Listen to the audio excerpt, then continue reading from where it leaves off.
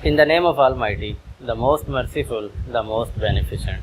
अस्सलाम वालेकुम dear students. आज हम लोग एक इंतहाई दिलचस्प टॉपिक जो है वो डिस्कस करने जा रहे हैं। हम लोग फाइनल अकाउंट्स का चैप्टर पढ़ रहे हैं और अभी तक हमने ट्रायल बैलेंस जो हमें आइटम दिए गए थे उसकी मदद से हमने trading account and profit and loss account बनाया था और फिर हमने बैलेंस शीट बनाई थी। लेकिन अब हम ऐसा भी हो सकता है कि आपको शॉर्ट क्वेश्चन की सूरत में ट्रायल बैलेंस का कुछ हिस्सा दिया गया और आपसे कहा जाए कि इसमें से cost of goods sold calculate करें या ग्रॉस प्रॉफिट कैलकुलेट करें। तो ऐसी सूरत में कैसे कॉस्ट ऑफ गुड्स सोल्ड और gross profit with the help of formula जो है वो आप कैलकुलेट कर सकते हैं, ये हम सीखने जा रहे हैं। तो ये चलते हैं टॉपिक की तरफ बगैर टाइम वेस्ट किए। जी, फर्स्ट स्टॉक का कुछ हिस्सा जो है वो हमें दिया गया और हमें कहा गया कि इसमें से आप जो है वो कॉस्ट ऑफ गुड्स सोल्ड और ग्रॉस प्रॉफिट जो है वो कैलकुलेट करके दिखाएं। इसमें अब देखिए हम ट्रायल बैलेंस को पहले रीड आउट कर ले। ओपनिंग स्टॉक है, सेल्स हैं, कैपिटल है, बिल्डिंग है, परचेजेज हैं, रिटर्न है।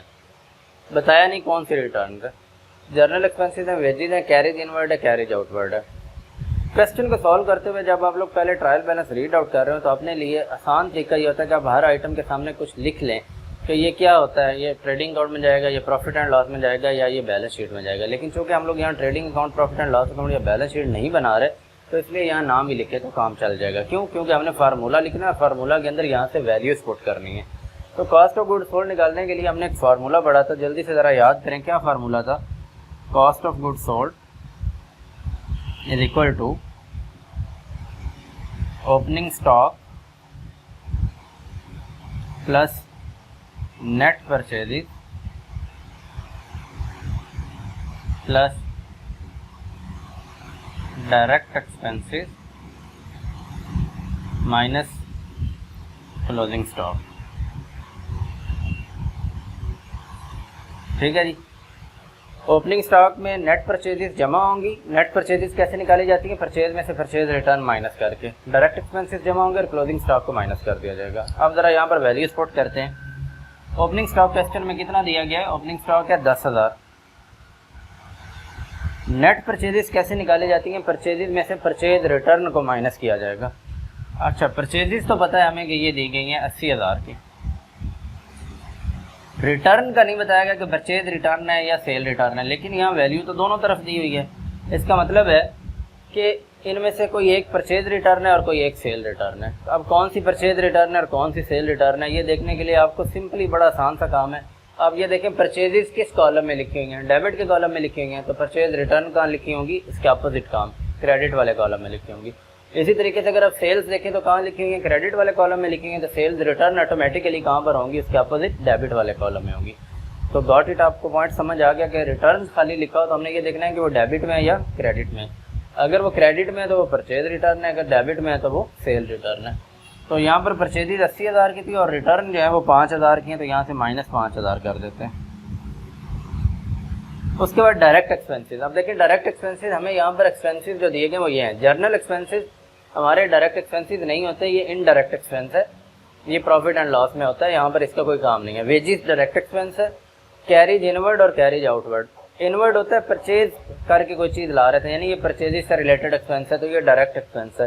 कैरिज आउटवर्ड यानी कोई चीज़ जा रही थी, जब हम सेल करते हैं तो उसमें जो कैरिज वगैरह हमने अगर उनके साथ तय किया है तो वो हमारा इनडायरेक्ट एक्सपेंस है। तो इसमें डायरेक्ट एक्सपेंसेस हमारे पास सिर्फ ये दो हैं, एक वेजेस है और एक कैरिज इनवर्ड है, ये वाले हमारे डायरेक्ट एक्सपेंसेस हैं।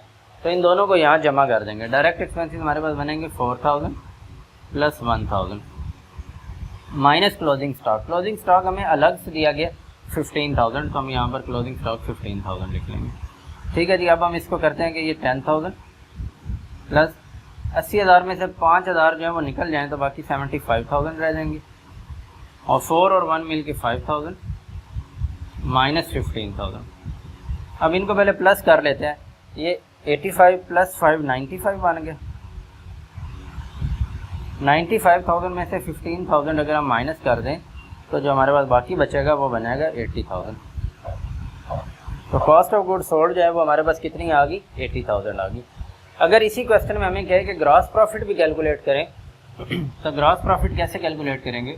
ग्रॉस प्रॉफिट का हमने फार्मूला पढ़ रखा है, sales minus cost of goods sold.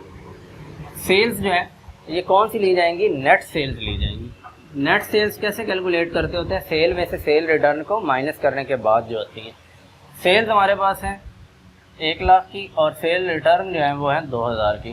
तो नेट सेल्स कैसे कैलकुलेट होंगी, यहाँ लिखेंगे हम 1,00,000 माइनस 2,000 और कॉस्ट ऑफ गुड सोल्ड अभी हमने कैलकुलेट की है 80,000।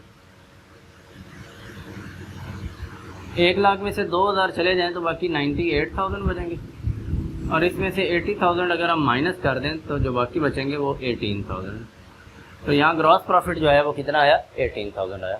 तो इस तरीके से अगर हमें एक ट्रायल बैलेंस से फार्मूलाज की मदद से ग्रॉस प्रॉफिट या cost of good sold calculate करने पड़े तो हम ये फार्मूलाज लगा के कॉस्ट ऑफ गुड सोल्ड और ग्रॉस प्रॉफिट कैलकुलेट कर सकते हैं।